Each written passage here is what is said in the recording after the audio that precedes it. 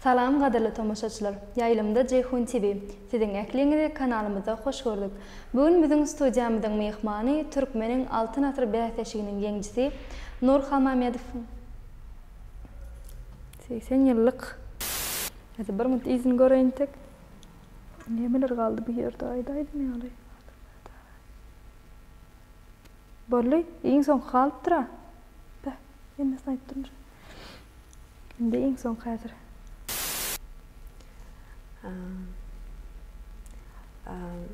Nencik näme diýilýär aýtyrmynça? Dolamamy ameliyat şeyler.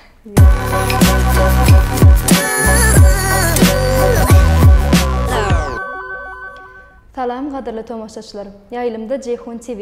Biz siziň ekliňizde kanalymyza hoş gördük.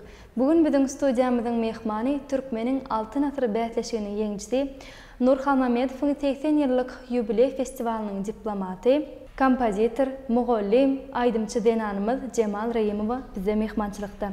Cemal molim, ilk bilen biziň çaklygymyzy kabul edip studiýamyzyň bugünkü gün mehmany bolanyňyz üçin köp sag bolsun aýtýar, hoş gördük. Salam, menim sizi hoş gördüm. Çağıramız için köp sağ olsun aýtýar. Sağ olun. İlk bilen molim, söhbetleşmemiň başyny şeýlerek sowal bilen başlatmamız gelýär. Nerede we näçinji ýyla dünýäňiz? Men biziň gözel paýtagtymyz Aşgabatda 1983-nji ýylda dünýä indim. Onuň ejem kakam bärik Türkmenawat şäherine göçüp gelýärler. Onuň ştaýda ýaşap, üniversitem okudum. Şu sınıvat ýoluny näçe ýaşyňyzdan başladyňyz? Men ejem bilen kakam sınıvat adamlar bolan üçin men 5-6 ýaşymdan bäri sadyň içinde muallimler bilen sapak geçip sady öwrenip eýäm. Başladym 5 ýaşymda. Töweleme. Haýsy bilim ojaklaryny tamamladyňyz we halypalaryňyz kim? Men ilk bilen Lewapela Çağlar Sınıvat mektebinde okudum. O taýda da men ilkinji halypalarymyň biri, esas halypalarymyň biri Gazarov Eletner sınıf fortepiano muallim, onuň solfejo, sad nazariyeti sapaklarynyň Skorohodov Aleksandr Ivanoviç. Ondan sonra biziň Lewawyň Görüýte Sınıvat mektebinde bilim dowam etdim. Ol ýerde hem sad nazariyeti bölümini okuwa girdim. Jumaýewa Yuliýa Anatoliýevna muallimlerim Batyr Joraýewiç Türkmenistanyň Sınıwatda at gazanan şäheri kompozitorymyz. Şeýlerek muallimlerde bilim dowam etdim. Ondan soňra hem Aşgabat şäherimizdäki paýtagtymyzdaky Maýa Kuliýew adyndaky Türkmen Milli Konserwatoriýasyna kompozitorçylyk bölümine okuwa girmek meýser etdi. Ol ýerde hem biziň dünýä belli kompozitorlarymyz bolan ilkinji zenan kompozitor Ceren Gurbangulyjewa, ondan soň Aman Agajykowda, Recep Allaýarowda, Recep Recepowda, Danatar Hydyrowda şeýle kompozitorlaryň elinde tälim almak men durmuşymda eň uly bagtly günleriň biri boldy. Hawa. Başgalaryňyz barada da görüňler. Men ejem Lewapela Görüýte Sınıvat mektebinde aýdym aýtmak hünäri boýunça muallim. Ençebe ýaş aýdymçylaryň beýam halypalyk derejesine ýeten aýdymçylaryň muallimi. Kakam hem Lewapela Çağlar Sınıvat mektebinde lektorly dultar hünäri boýunça ençeme ýyldan bäri muallimçilik, halypaçylyk edip gelýär. Biz 3 gyz maşgalada we bir oğlan. Ähli doganlarym, gelinlerimiz, diýewlerimiz, hemmämiz bileje sınıwat işgärleri. Garaz sınıwat maşgalasy. Hawa. Özüm hakynda diýsem, 2 oğuljum bar. Olar hem sınıwat äleminde eýem bilim alyp berler. Fortepiano sazy bolanda, skripka sazy bolanda bilim alýarlar. Töweleme.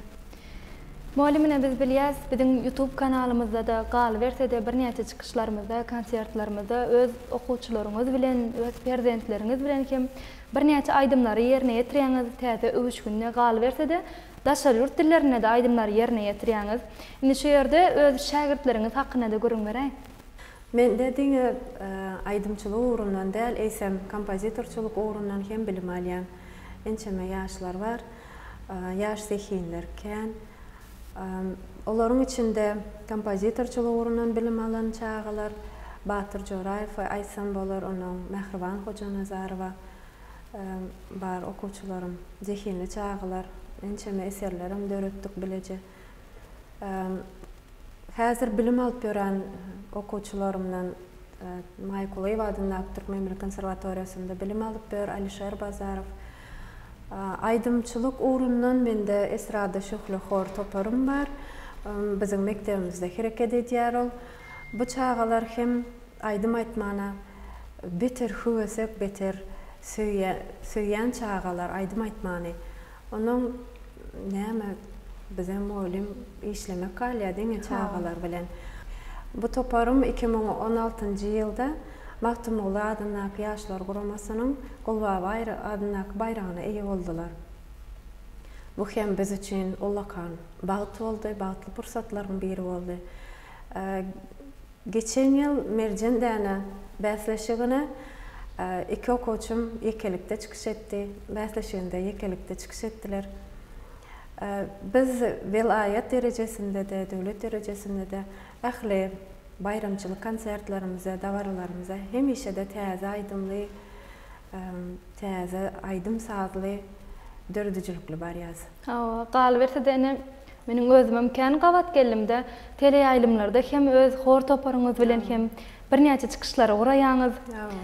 Molim hem aydym aýtýaňyz, töweleme hem saz eser döretýäňiz, hem maşgalaňyza da ýetişýäňiz. Şol bir wagtyň özünde hem molim bolup birnäçe şagirdleriňize halypa bolup bilim öwretýäňiz, ilim öwretýäňiz.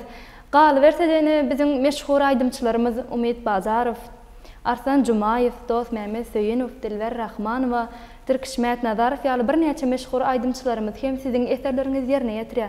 Indi bularyň ählisine nädip ýetişýäňiz? Ay saz döretmek diýilýän zat ol kalbymdan gelýär, ol aýratyn wagt aýryp bolanok, ol ýören ýerinde de dörep bilýär, ýatan ýerinde de dörep bilýär. Ol aydym saz şeýle bir gudurat ýekece bir setir okan goşgyňam ýeterlik käwagty bir aydym ýa-da saz täze eser döretmäne ýa çağalaryň bir üstünligi ýa öz durmuşyňdaky bir üstünlük. Ähli jesem bir pursat hukmany suratda bir täze eseriň, täze sazyň döremägine sebäp bolup bilýär. Ol aýratyn bir wagt, aýratyn bir hukmany suratda gün, sagat aýryp bolanok onuň üçin. Öýüň işini edip duran wagtyňam edip bolýar ony. Düşündirip bolanok üçin ony şeýle düşündirip bolanok ony. Ol şeýle bir guduratly pursat. Dogry. Molim adamlarda halayan we halamayan häsiýetleriniz. Adamlarda halamayan häsiýetim. Ikiyüzlülük. Ikiyüzlülük halamak. Men bir adamy halamayan bolsam, şol men yüzümden belli bolýar. Men hiç açanam şoňa yalan gülüp ýa-da näme Şol adama gowy görünjek bolup edip bilemok. Şonu halamak. Gowy gören häsiýetlerim açyk gönüllük, dogruçylyk. Onuň öz berilen işine ýürek bilen, ihlas bilen işlemek, halal, zähmet bilen ýerine ýetirmek. Şolar. Dogry. Haýsy tagamlary bişirmek halaýaňyz? Meň çağalarym rus dilinde blinçik diýäsen, şonu gowy berýärler. Onu 2 güniň biri diňe şonu bişirip beriň. Köplen şoňlar ýalar, bir süýjüli, zatly nemeler sorýar çağalarym. Naharym hukmany surat edýäs bilen ýöne şol ýanyndan hawa edip beriň gün beren okondan şat oğlan çağı bolan so. Diňe şolarym söýýän zady bilen bolup berýär. Geljekde öňüňizde goýan maksadyňyz? Geljekde öňümde goýan maksadym ilki bilene çağalarynyň bagtyna, gowy günlerine Ecem kakamın uzak yaşamağı, elmadama bize baş olup yürümeği, sağlıkta, goğullerde görüşmek elbette yurdumuzun parahat olmağı, esası zatlara şolar. Yani öz şahsi dördücülüğümde deysem, adamların ömür baqı yadında qalacak, kalbında yanlanacak aydımlar, sağlar dörütmek elbette. Hava. İnne malum biz bilyastana her bir insan eýem 16 ýaşyna ýetenden geljek hakda oýlanýar, taýlap aljak hünär hakda pikirlenýär. Eger de siziň şu wagt 16 ýaşyňyz bolan bolsa, şu hünär taýlap alardyňyzmy ýa-da ütgederdiňizmi? Gowy soru. Ütgetmezdim diýip pikir edýän. Sebäbi eýem ýaşlykdan şol sadyň içinde diňe şonu öwrenip, diňe şonu söýüp, gije gündüz diňe saz aýdym içinde yaşamsam 16 yaşımda eýem, men başga ýolum ýokdy. Diňe şol sazy, şol owra giderdim. Hawa. Malum sağ olun köp. Bugün bizim studiýamyzyň mehmany bolup beren gyzykly görüňleriňiz üçin elbette tomoşaçylarymyzyň hem göwnünden törendir diýip umyt edýäs. Mundan başga da mundan welekde janyňyzyň sağ bolmagyny, başyňyzyň dik bolmagyny, owazyňyzdan belent ýanglanmagyny, elmydamy siziň işiňizde üstünlük ýar bolmagyny arzu etýäs. Sağ olun size de. Sağ olun.